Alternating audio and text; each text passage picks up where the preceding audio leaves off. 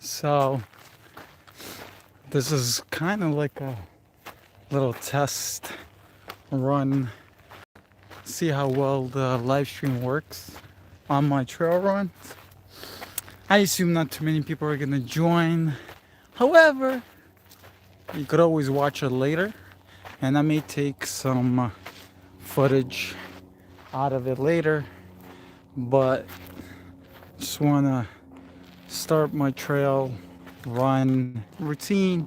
This is usually I do a trail run for about maybe I do a trail run pretty much every day. If it's in the season, I do maybe 5 to 10 miles a week on my trails. Today is Friday, thank God, and a beautiful day here. And I got a few little just talk about, probably mostly myself, because who doesn't want to talk about themselves? But first, I like to start here. How great would it be to do hill repeats on these sand dunes? I don't know if I should try for it. Hey, soul brother, thanks for watching. I'm glad you're trying to see how hard to do a hill, run this hill up the sand. And because this is live, I might have some issues with. Yeah, let's get it done. Woo! And if you want a good burn for your thighs, this is the way to do it. Oh man. Well, check that out. Whoo! Oh man. I'm kind of nervous to run back. Down. Whoo! I'll apologize now that if I lose reception, it's because I'm in the woods. But it's kind of pretty well. You got pretty good reception here in the woods. So just wanted to start here, just to show you what some of my training plans are going into the season. All right, let's get this run going. Oh, here we go. Woo! I guess I should turn my watch on, huh? I always forget to turn the watch on. We're so obsessed with our watches and pace and time and Strava and all that competition. Woo!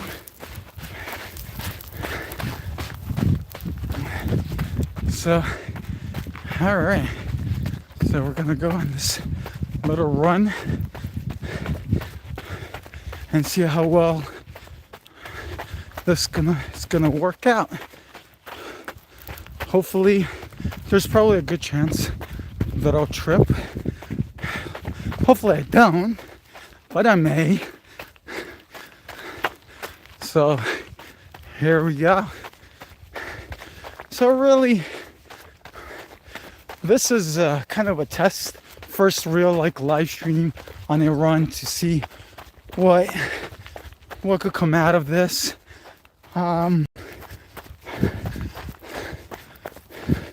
I usually, on my runs when I run with people, I usually blab a lot and I usually talk a lot about myself. So I actually had a 15-minute warm-up just so I could get my blood going and everything. I find that running brings me clarity to my thoughts. It's actually one of the reasons I started running. I started running maybe, and actually I know exactly when I started running. I started running in 2019, which wasn't too long ago, and that was just maybe one run a week, and it was about maybe 10 miles on Saturdays. And to me, at that time, that was a lot of mileage. And for a lot of you guys, it may be that is a lot of mileage, right? But as the years, well, not that many years, it's only 2023, so was it about 3.5 years later, I'm here. So why I began running was that after my runs, I felt really great, like a feeling of elated, feeling kind of relaxed. And for myself, I've never really been diagnosed with anxiety and whatnot. However, I always felt this anxious feeling or this feeling of nervousness as a normal part of my life, just something that everybody has until after my runs. So after my runs, I really never felt really that good before, just super relaxed, kind of chill. My mind is like free to think about anything. And really, that's what really got me kind of addicted to it. Yeah, it's kind of hard for me to read, which is good. But yeah, life is stressful. So, but this feeling of elation, and I guess that's the word, right? Elated feeling of, it got addicting, right? So I just kept going. Just started increasing, and then technically, well, actually, my first marathon that I did was like last year in May, and then it was also my whole first ultra running. So, and really, I think anyone could probably do anything if you really put that goal in front of you and you just train to it. Because, I mean, in the beginning, my first marathon was last year in May, and I didn't do really well, and I was dying. But then throughout the summer, I did a 6-hour race. I did the 18 milers in the mountains or whatever, and then I did another marathon in October, which was actually 2 weeks before my biggest race so far on the Bucks, which was a 10-hour race. But I did my last marathon, and man, I felt so easy running that. And that was 2 weeks. That's not recommended, and I don't recommend anyone to do that. But to run a marathon 2 weeks before your race. But I wanted to keep a friend company. It was his first marathon, so. But it was really cool to see the difference in like 4 months from like puffing and hauling. And a lot of it is that what I like is that I like to do research on what works and what doesn't. Like I learned if you go to a shoe store or a running store, those salespeople are really great, but they're really helpful from their point of view. And everybody's running style is different, and everyone's philosophy about running is different. And you could take their advice, and I do recommend, if you know nothing about running, to take a good salesperson's advice about running shoes. However, my advice wasn't, his advice was, I asked, I didn't really know anything, so I was like, what can I use for trails and road? And they gave me, I guess it was this Peregrine Sauconys, which are a good shoe, don't get me wrong, but it really weighed me down. It really wasn't really good for the road, or even for me, it wasn't really good for the trails, because it just felt like my ankles were constricted. Like it was just too much. There were the stack height, which was the height between the sole of your shoe and the bottom of the ground, that is was fairly average, but I'm usually used to running in barefoot shoes essentially. So for me, it was a little heavy.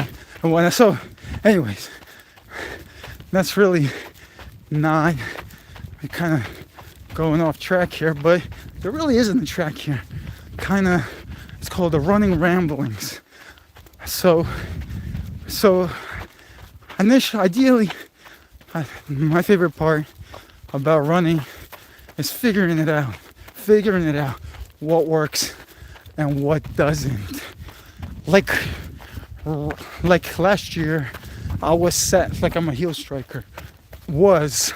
Might I say, heel striker, and I was dead set that it's really not too much about form, and I was obsessed about if you run barefoot, which I still do. If you run barefoot, it automatically puts you in a normal running stride. However, yeah, it might not be. So in November of last year, I got plantar fasciitis, and I'm still getting over it. So that's another obstacle that I needed to overcome, and still overcoming it. It's not that bad, and it's a lot better. But where someone says, "Oh yeah, you got to wear orthotics," well, I did that. It didn't make the problem worse, but it didn't make it better. So then they're like, "Oh yeah, when you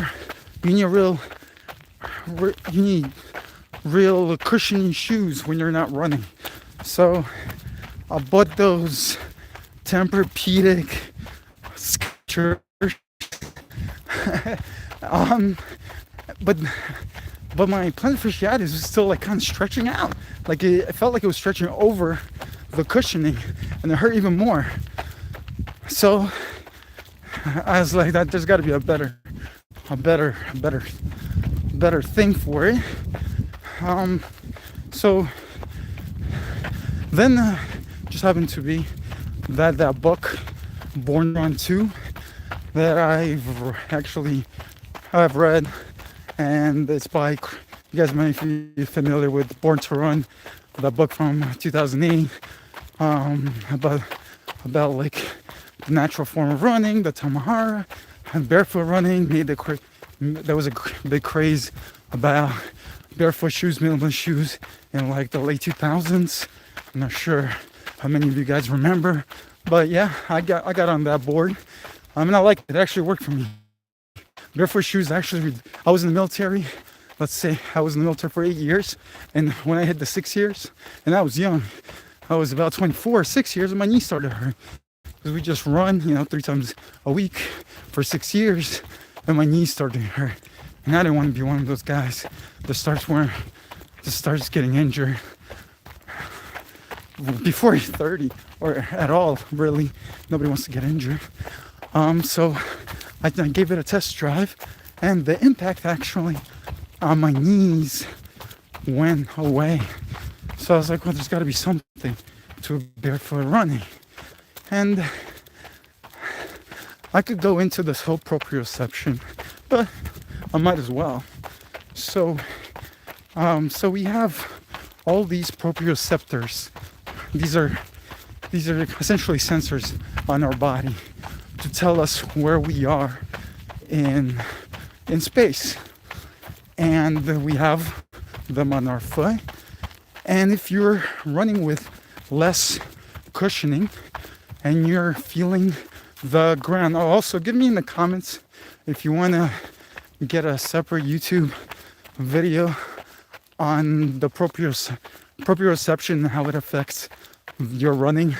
Fun fact, I have a master's in experimental psychology with emphasis on cognition, so that's up my alley with the proprioception.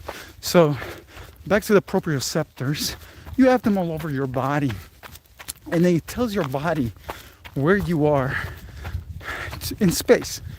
And essentially, if you close your eyes, you kind of and you try to grab a cup, you kind of know where that cup is. Well, that's your proprioceptors. That's your proprioception. So when you're off the ground with a lot of cushion, you're tricking your body from really understanding where you're hitting the ground. So your mind senses that the ground is further than it really is because of the cushioning. So the cushioning actually hits the ground before the bottoms of your feet know they're hitting the ground. So technically, which is counterintuitive. Oh, stream crossing, gotta be careful with this. So it's kind of counterintuitive, but technically anything in science, if they say it's counterintuitive, it's probably true. So more cushioning increases more impact. Counterintuitive, science dictates it's true. So yeah, the higher the cushioning, those super cushion shoes, those maximum height shoes, you're actually hitting the ground harder. And when you're getting those knee pains, when people are like saying, oh yeah, runners get all those knee pains, and that's because of the cushioned shoes. You know, less cushioning, you want your feet actually respond to the impact of the ground. So you want them to feel the ground. You want them to be reflexive to the ground. So that's really the idea of minimalist shoes that I totally support.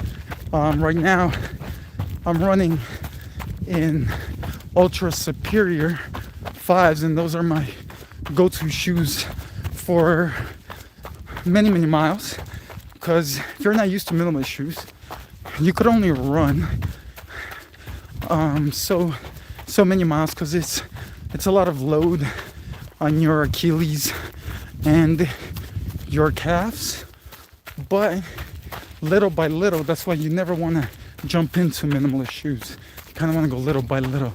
So I could get to about 16 miles in them, and 17 maybe. But trails like these are actually, I did a lot of them in barefoot in 5.5 fingers.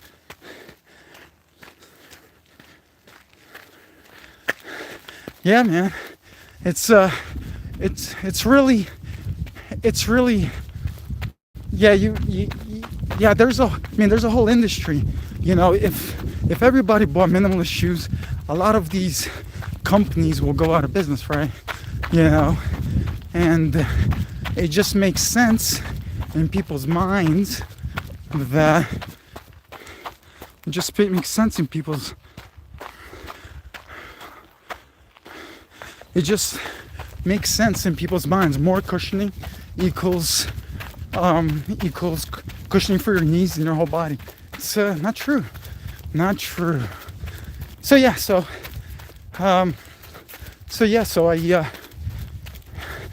essentially these are fairly, and they're actually mentioned, these shoes, particularly this model, which I didn't know in the book Born to Run 2. So I definitely recommend Born to Run 2. In fact, what I'm doing right now is that because of my plantar fasciitis, because of the heel striking,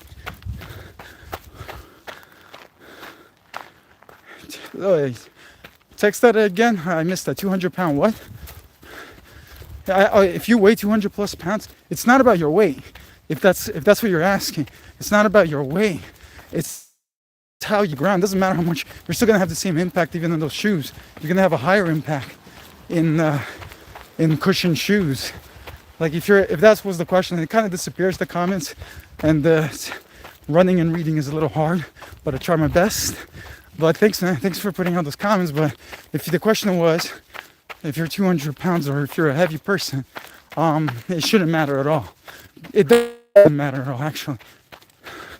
Yeah, it doesn't matter at all because you still have proprioceptors, you still have the same anatomy as everyone else, and you're still going to reduce the impact on your feet because it's just reflexive of your body.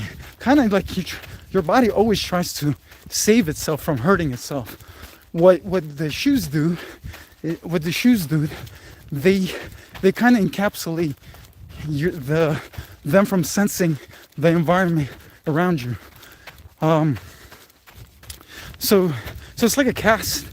I used to use this a lot as an analogy, but essentially if you keep it's not exactly a good analogy, but if you keep your arm in a cast, which the cast is your shoe, then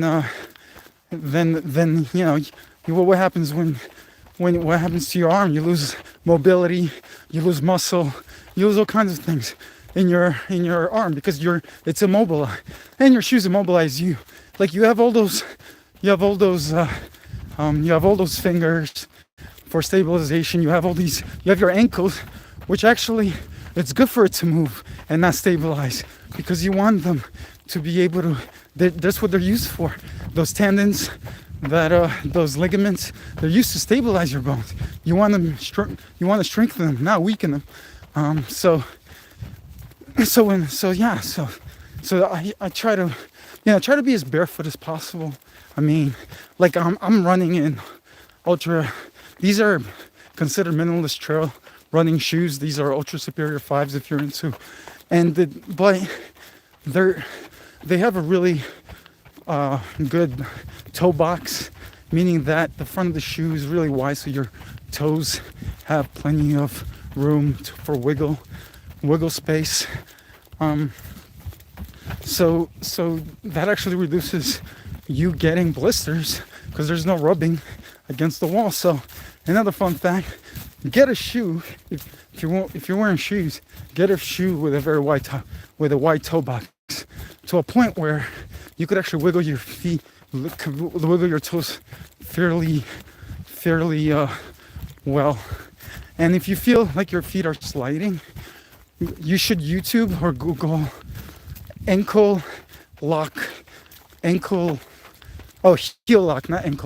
heel lock lacing technique, and it'll keep your heel against the back of your shoe. It's pretty cool.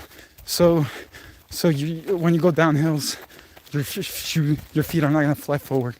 So that's another fun fact there. Let's see. So my issue right now. So this year for me, I am going. So I have a really hardcore schedule, I guess. So I've never ran more than. So my most mileage I ran was 45 miles in last year in October. This year I signed up for a 24-hour run in August and then another 100-miler in October. So, and I'm actually in the process of changing my running form based on not trying to be a heel striker. So for example, I'm trying to strike foot first, but not completely, just striking it first and then kind of landing it back to the heel. Essentially just driving your knees forward. That should kind of do it. And if you keep your eyes straight and your body straight, I didn't know this until I actually read another book that I'm actually reading right now, is The Lost Art of Running. I don't know if you guys ever read that one, but that's by who's that? Shane Benzie. He also has a YouTube channel and whatnot. He's a coach. I guess he videotaped like thousands and thousands of runners, and a lot of them are from like Kenya and whatnot, and they're just used to a natural form of running. And ideally, he's talking about that your whole body is a spring system, like an elastic band. And he talks about how we should be like strengthening our fascia, and that we should be landing like right.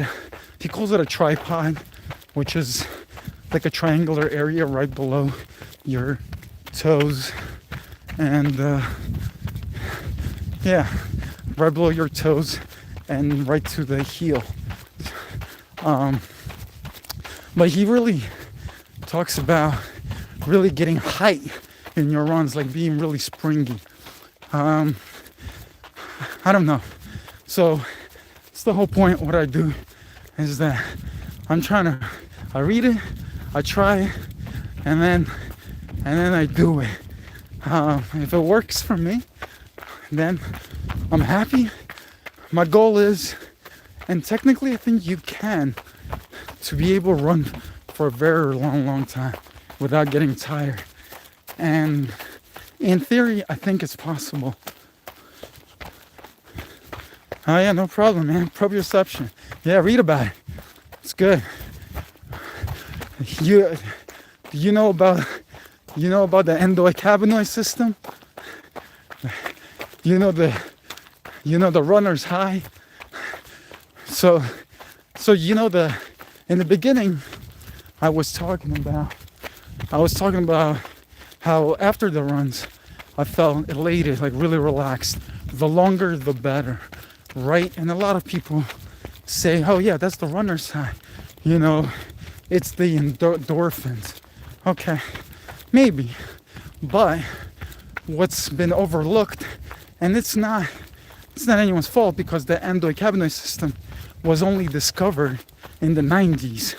So it's a fairly new discovery, and you could Google endocannabinoid system. Essentially, you have CB1 and CB2 receptors in your body. You have CB1, CB2 receptors, and then you have neurotransmitters that attach to it, right? And usually like THC molecules, like weed, the external influences attaches it to give you that high. However, there are evidence that shows that if you push yourself, especially in runs or events, cardio events, when you push yourself, not during it, but afterwards, you have that sense of euphoria. Yeah, that's right. That's correct. Endocabinoid system. You have that sense of euphoria, and that is that the molecule or the neurotransmitter. I forgot the exact name for it. I think it starts with an A. It's fairly hard to. I don't want to say the wrong name. Releases and attaches to CB1 or CB2 receptors, one of those receptors, giving you that euphoric feeling without the hallucinations of what THC does. Like you just walk around all day pretty much, like chill. Sometimes coffee doesn't even affect me, and coffee affects me. So, and without it. So if I run like 20 plus miles, I'm on cloud 9 for the rest of the day. I feel like shit and during the run. My other theory, and this is my theory, when people do claim to have runner's high while running and they're feeling kind of euphoric and whatnot, my theory is just it's hypoglycemia, just low level of sugar in their bodies, and it kind of makes them a little lightheaded. Because when I started, I would run 6 miles and I would start feeling this lightheadedness in my body. This lightheadedness, and then I would be like starving, be like hungry afterwards, and and that's just your sugar going down. Your sugar levels are dropping. But the true runner's high, and I truly believe this, is through the endocannabinoid system. And it's really one of the only reasons that I really run. It just feels so good afterwards. Like, Jesus, I love it. This is truly a nature's high.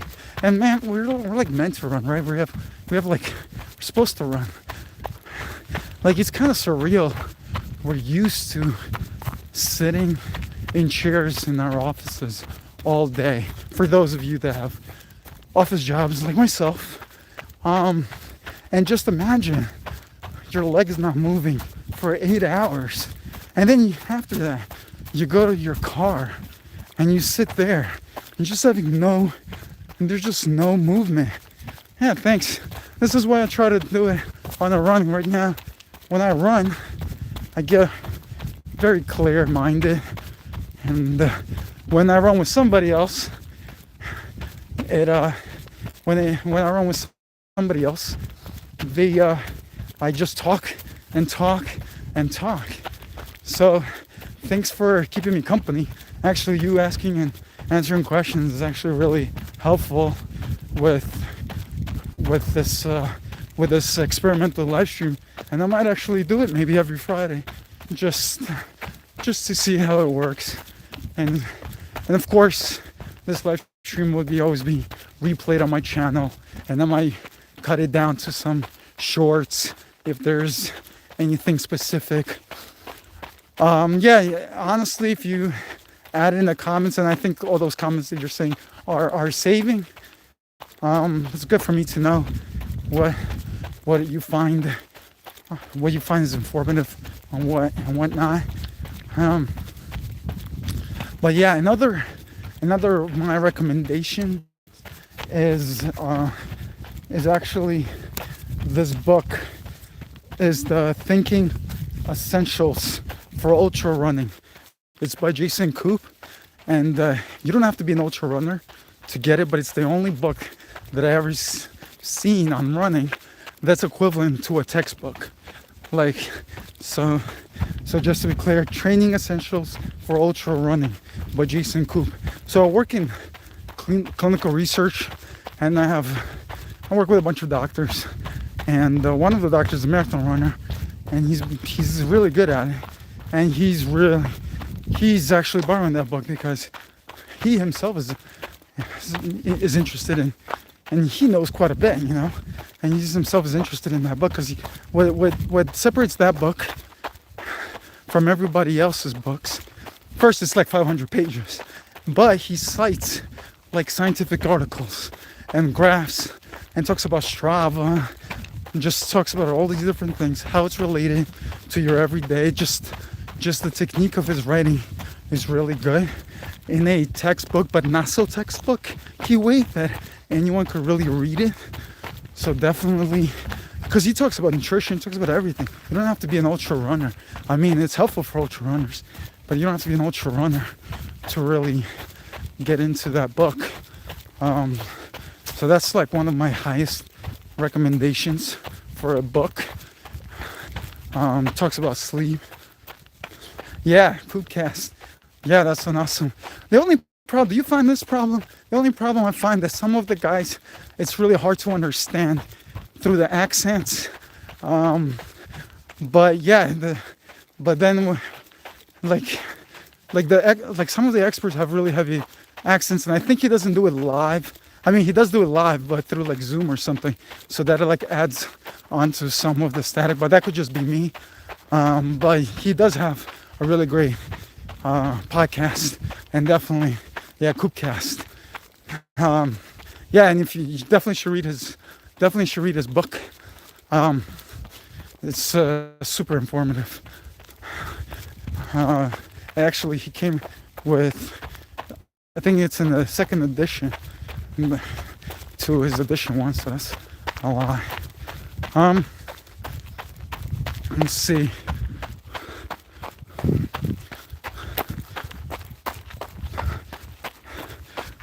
So I like running this trail. Actually, this is kind of a new trail for me because I usually run circles around the lake on my daily routines, but this is actually not too far from where I do my runs, and this is kind of a straight line. So if I don't want to hit if I'm like videotaping myself or recording myself, I guess, and I don't want to trip on anything, or doesn't have that many hills, I found this nice little straight path that has like 0 people on here.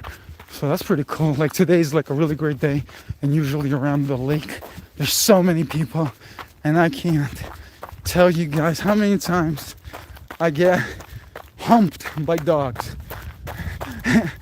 Running without, never got bitten, but some of these big dogs, no leashes, they give me big bear hugs, I guess, which is pretty cool, but sometimes it gets annoying. But I definitely love the running on trails, and that's one other reason I like on trails, is just you get like so much time to yourself to think. And like if you are a creative person, I would definitely recommend running too, because it kind of like, if you start thinking about things, it kind of makes like, the runs kind of clarifies things for you, or kind of gives you ideas. Like I always have my phone on, and then there's an idea that I'm like on the run, I'm like, whoa, this is a great idea, I don't want to forget, I just like write it down on my phone. So yeah, well, I think that's all I got for now. 35 minutes. Do you have any questions? Do you have any questions that you want? Do you have any suggestions for what interests you? And just put it down in the comments. So maybe I'll make some videos. Oh yeah, no problem, man. Thanks for tuning in the whole time. I'm glad that somebody was watching.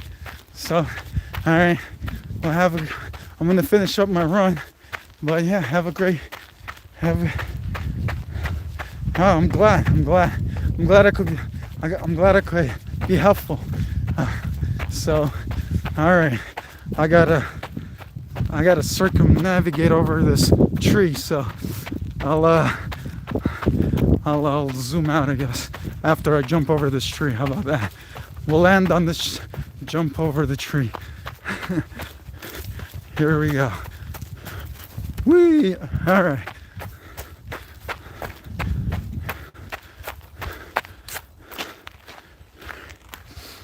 All right. It was great. It was great talking to you.